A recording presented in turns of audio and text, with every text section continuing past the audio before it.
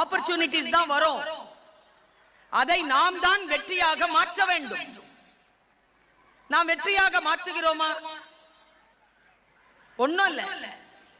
நான் மலேசியாவில் ஒரு மாநாட்டுக்கு போயிருந்தேன், லைஃப் இன்சூரன்ஸ் மாநாடு. நாங்க வெளியில வந்து நிக்கிறோம். எங்களை வரவேற்கும் போது 2 வண்டி வந்து நிக்குது. ஒன்னு பென்ஸ், ஒன்னு BMW. பென்ஸ்ல இருந்து ஒருத்தர் இறங்கினார். அவர் தான் டீம் லீடர். அவர் பேர் கார்த்திக். BMW இருந்து ஒருத்தர் இறங்கினார். அவர் பேர் கணேசன். Our team member. உள்ள வந்து உட்கார்ந்து நாங்க பேசிட்டு இருக்கிறோம். அப்ப நான் கணேசனை கூப்பிட்டு கேட்டேன், டீம் லீடர் பென்ஸ் வச்சிருக்காரு, டீம் மெம்பர் நீங்க BMW வச்சிருக்கீங்களே எப்படின்னு கேட்டேன். நான் இங்க சில ரகசியங்களை சொல்லிட்டு போறேன், அப்ளை பண்ணுங்க அவ்வளவுதான்.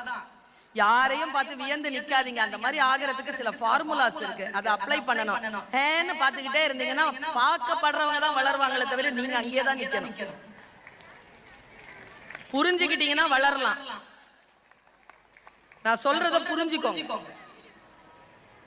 கணேசன் கிட்ட கேட்டேன், மிஸ்டர் கணேசன், உங்க முதலாளி பென்ஸ் வச்சிருக்காரு, நீங்க BMW வைக்கிறீங்களா எப்படின்னு கேட்டேன். அதுக்கு அவர் தந்த பதில அப்படியே சொல்றேன். 3 வருஷத்துக்கு முன்னாலதான் நான் கார்த்திக் சாருடைய டீம்ல சேர்ந்தேன். அப்போ நான் சைக்கிள் தான் வச்சிருந்தேன். 3 வருஷத்துல BMW வாங்கின. அடுத்த முறை நீங்க வரும்போது ஒருவேளை நான் லெம்போகினி வச்சிருக்கலான்னு நான் சொன்னேன். 3 வருஷத்துக்கு முன்னால கார்த்திக் என்ன வச்சிட்டு இருந்தாருன்னு கேட்டேன். அவர் அதே பென்ஸை தான் வச்சிருந்தாருன்னு சொன்னார். வாழ்க்கையில் முன்னேறுவதற்கான வாய்ப்பு. அப்போ நான் டீச்சர் இல்லையா, அவர்கிட்ட ரகசியத்தை கேட்டேன்.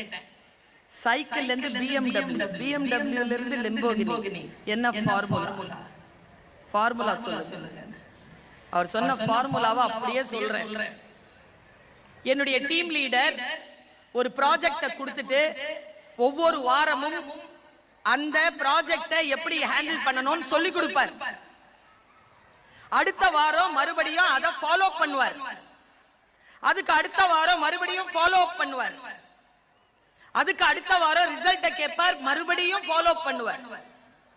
நான் மட்டும் தான் அவர் ப்ராஜெக்ட் கொடுத்து அவர் இன்ஸ்ட்ரக்ஷனை கொடுக்கும் பொழுது 1 வீக்ல அந்த ப்ராஜெக்டை முடிச்சிட்டு அடுத்த வாரம் வந்து புது ப்ராஜெக்ட் ஏதாவது இருந்தா கொடுங்கன்னு கேட்பேன்.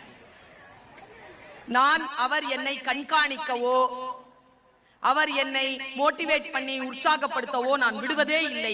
எனக்கு தரப்பட்ட வேலையை அந்த வினாடியில் நான் செய்து முடிக்கிறேன், அதனால் நான் வளர்கிறேன் என்று அவர் சொன்னார்.